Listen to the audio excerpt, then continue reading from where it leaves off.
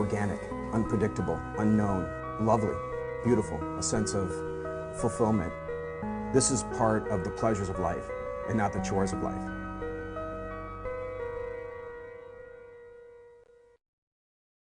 Coming up on Daily Iowan TV, smarter than other universities, see where Iowa ranks in brain function and who we are beating.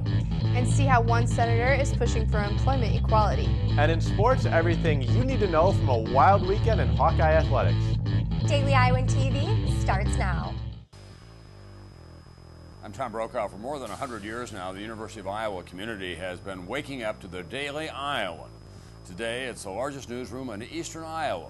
And now you can see the news every night on Daily Iowan TV and get it anytime worldwide at dailyiowan.com.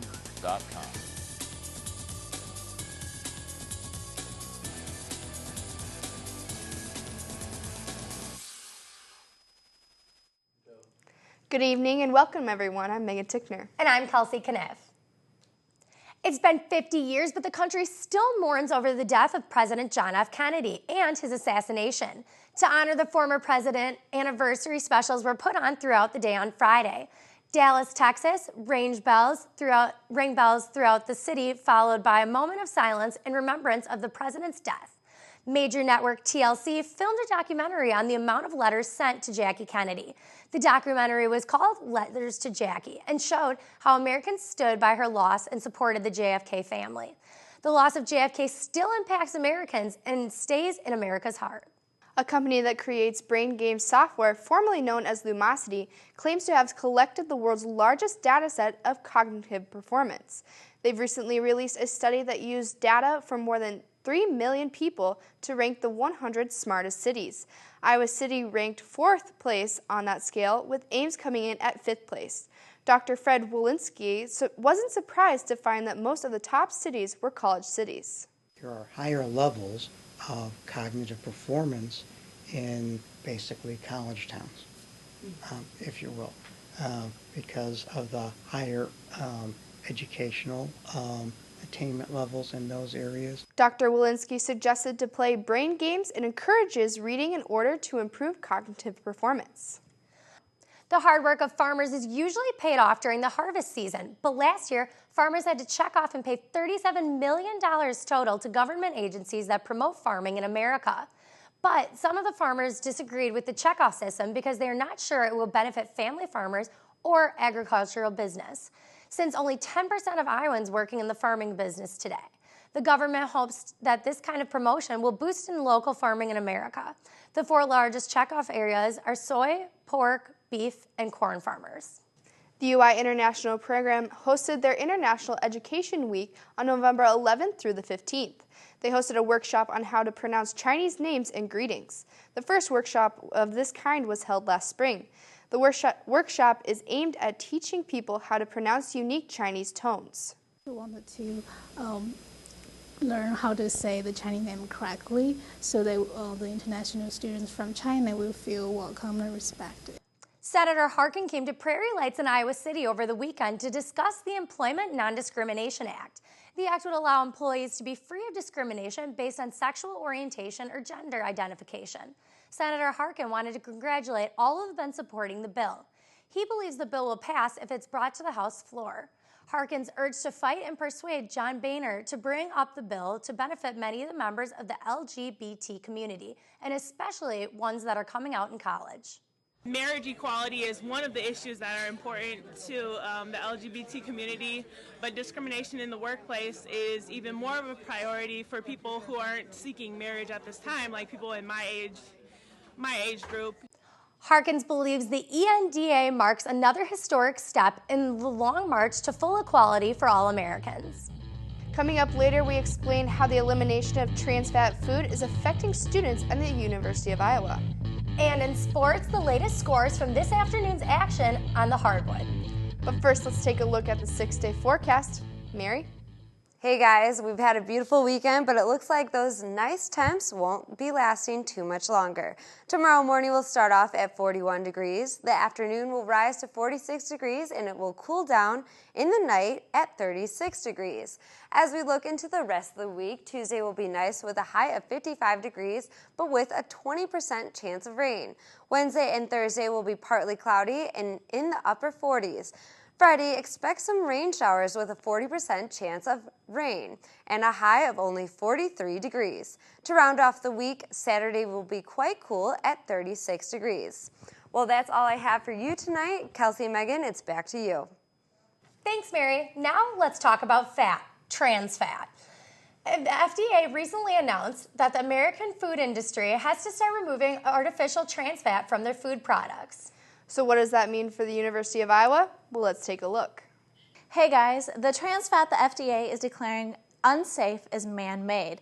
The fat is made when hydrogen is added to vegetable oil, making it more solid. The FDA now considers it a threat to people's health. By dropping trans fat, 7,000 lives are expected to be saved and 20,000 heart attacks prevented each year.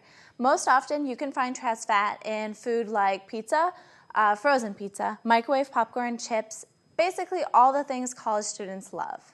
We found out that they actually are worse for us in terms of raising cholesterol levels, and in particular the partially hydrogenated oils seem to raise our LDL cholesterol levels, which is the bad cholesterol, and then it increases our risk for heart disease even more than saturated fats did.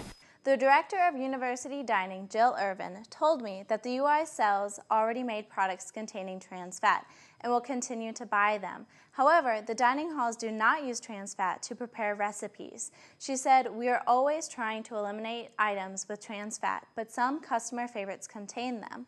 Until manufacturers eliminate them in these products, we will still continue to buy them." When the FDA's new regulations begin to change the food industry, the UI's pocketbooks will take a hit. Students might even notice an increase in prices. She said, as manufacturers change product formulations to eliminate trans fat, costs will increase, which will be passed along to the consumer. We will either stop selling anything with trans fat or the price of these items will increase. The move away from trans fat means healthier food and potentially healthier Americans. But until the regulations are put in place, students can take their own steps to eat healthy, choosing fresh food instead of processed. Well, that's all I have for you this week, so back to you guys at the desk. Now let's take a look beyond Iowa. Pakistani government officials will try ex-president Pervez Musharraf for treason. Musharraf, a former army chief, could face the death penalty or life in prison if convicted. While in power, the president declared a state of emergency and suspended the Constitution. He suspended members of the Supreme Court and detained them, as he was concerned they would challenge his re-election as president. Mount Etna, the most active volcano in Europe, erupted again over the weekend. The volcano, located in Sicily, began erupting Saturday night and slowed Sunday morning. The volcano shut down the surrounding airspace, but the local airport allowed takeoffs and departures. Thousands of Syrians fled to Lebanon over the past 2 days after fighting erupted in the mountainous regions of western Syria.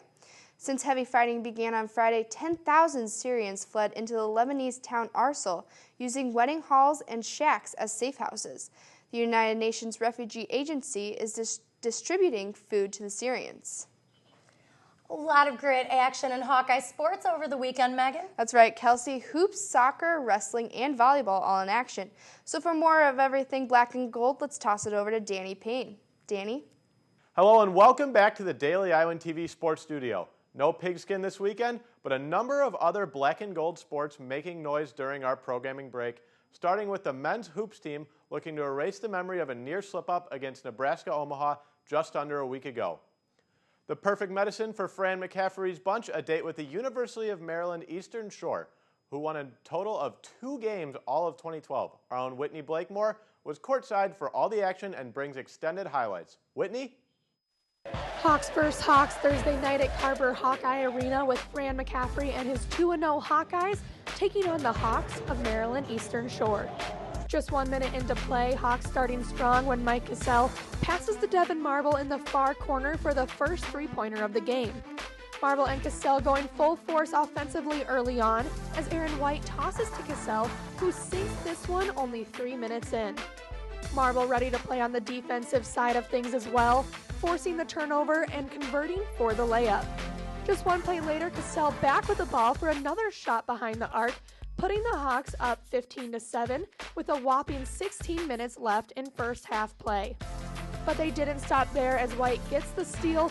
Marble recovers with a pass to Cassell, who assists White in this dunk, the first of a string of 8 dunks throughout the game. After that play, Cassell turned the ball right back around for another assist to Gabe Olashani for a dunk, taking the score to 23-7. But the duo of Marble and White was just too much for Maryland Eastern Shore as White juggles the ball for a steal from Marble, who tosses it back down the court to White, who slams this one in. But don't worry, they are not done yet. Just one play later, they do it again, this time Marble getting a little fancy off the backboard to White for the dunk, securing Iowa's lead, finishing the half 56-23. Coming back from the break, Iowa kept that lead going with this dunk by Marble, giving the Hawks a 37 lead. They continued to drive that lead up, hitting as high as 51 points late in the second. Iowa Hawkeyes able to uphold their undefeated record and improve to 3-0. The score on this one, Iowa 109, Maryland Eastern Shore 63.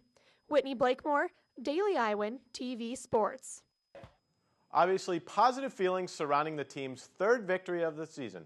Noticeable postgame with head coach Fran McCaffrey, the dynamic duo of White and Marble happy with the team's performance postgame. See Pete come back. Pete struggled early. He came back, and he ended up getting 10 points. And Utah just being able to play 18 minutes and get a double-double. Woodbury missed a couple shots. I thought he was great. I told guys I was going to do that more often this year and try and be dominant and more than just scoring, So I picked it up defensively with my steals and also finding my teammates. We just have a chemistry like that where he kind of knows. I don't even have to ask for it. He just knows to throw it up there, and I'll go get it. Men's hoops picking up where they left off this afternoon against a visiting Abilene Christian. The Hawks improved to 4-0 on the year with a 103-41 win. Devin Marble leading the way for the black and gold in this one with 22 points in the first half alone.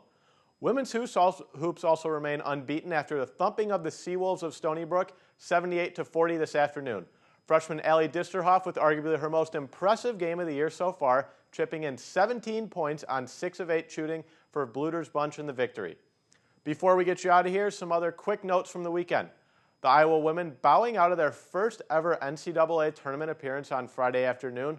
Ron Rainey's squad did open the scoring after Melanie Pickert converted from the spot just 5 minutes in, but the black and gold would struggle the rest of the way with the 23rd ranked Irish scoring the final 4 goals of the game.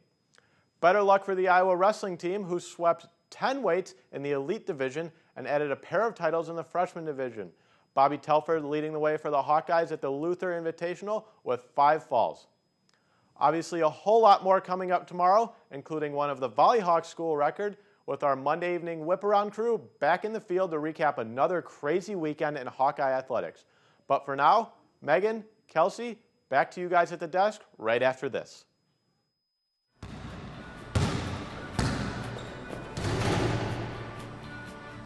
We're bigger, we're deeper, and we're more experienced than we've ever been. Here's White, ducks it through. Evans gets the step on the drive, score it, and a foul. Now he throws it down. Marble with the play made to Aaron White.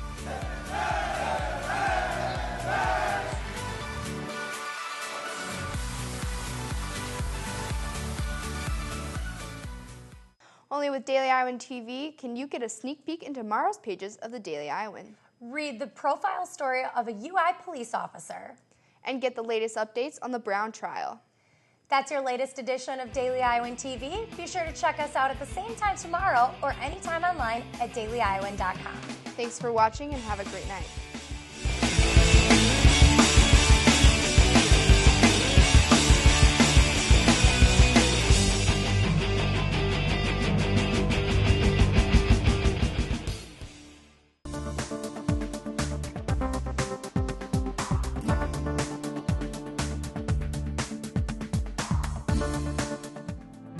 Mm-hmm.